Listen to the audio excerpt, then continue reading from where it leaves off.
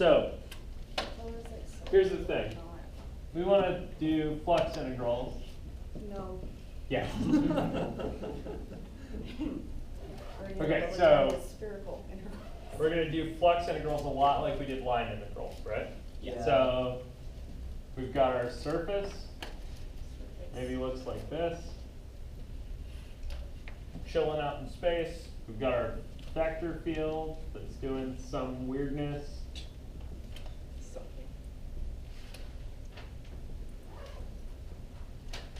Was it shot off the hull of the ship?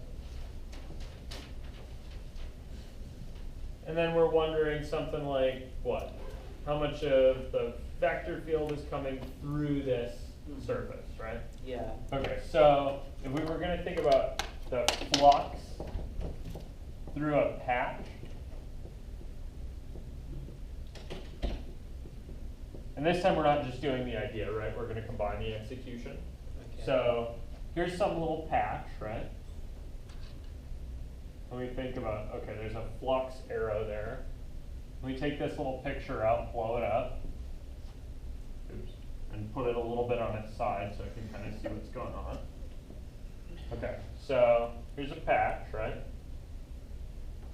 At some point in it, like maybe the middle, there's a normal vector that sticks straight out, right? And there's some flux vector coming through this thing. So, put that this way. So, here's our vector field F.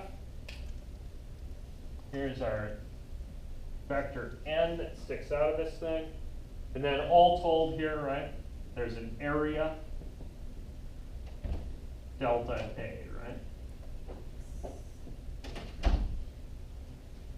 Cool. Okay, so if I want to get the flux through the patch, I'd say, all right, the flux through the patch should be what? Oh, the How about if I said the flow? dotted with the normal vector.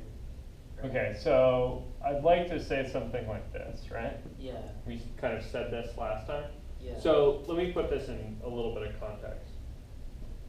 I might think instead of this, I might say speed of flow,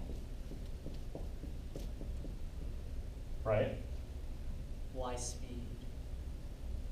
Y speed. Question. Like the magnitude. So let me think about this in terms of a stream, right? Yeah.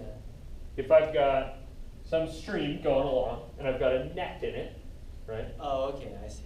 And I'm wondering how much water is flowing through the net. Okay. Well, the speed of the stream is going to affect that, and then the cross section of the kind of net patches are going to affect that, right? Yeah. And then there's something about how oblique they are to the current, right? Yeah. So let me just say that it should be the speed of the flow multiplied by the cross-sectional area.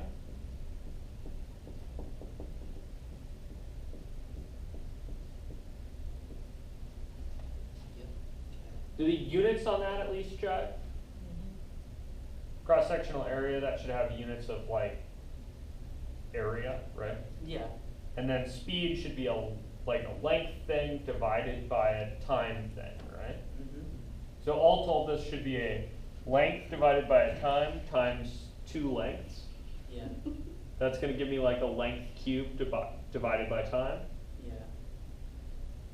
Should that be kind of the right thing? Yeah. I think that ought to be Unit about of right. volume Yeah. per times. Yeah, it's a volume per time. That's telling me about a flux, right? Okay. Okay, so this is kind of my idea. I'd like to think about it this way. I said the other day that we needed to figure out some stuff about n.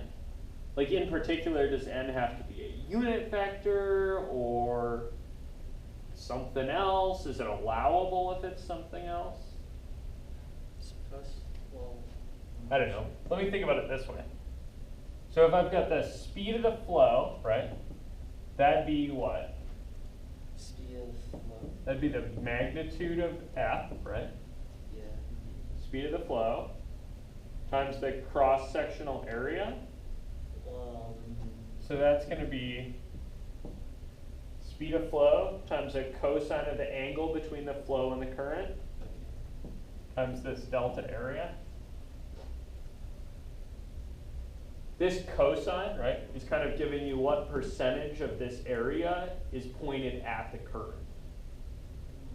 Okay, see that? So right now, could you express this as a dot product? Like, are these two things actually equal? What am I missing in terms of a dot product? N is a unit vector. Yeah, I'm missing the length of n here, right? Yeah. So I need this caveat to this whole thing, which is that n has to be a unit vector.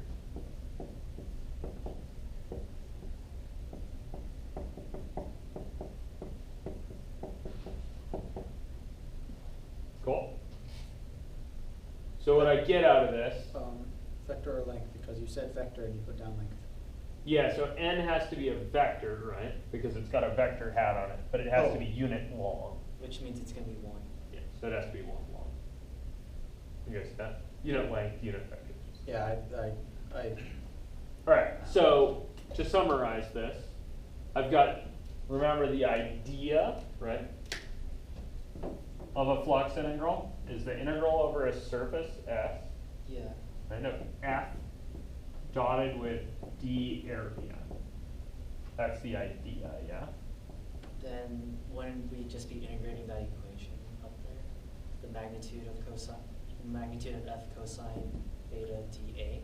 Yeah, but that requires me to calculate the The theta for everything and then add them all up, right? Yeah. It might be easier for me to just calculate the dot product. Oh, okay. Does that kind of make sense? Yeah. So that says the idea, right, should be this integral of f d dot with d area. And the execution is I can integrate over the surface f dotted with n dA. Yeah. And here I just need to remember that n has to be a unit vector. So we need to find the general unit vector for the surface. Yeah, perfect.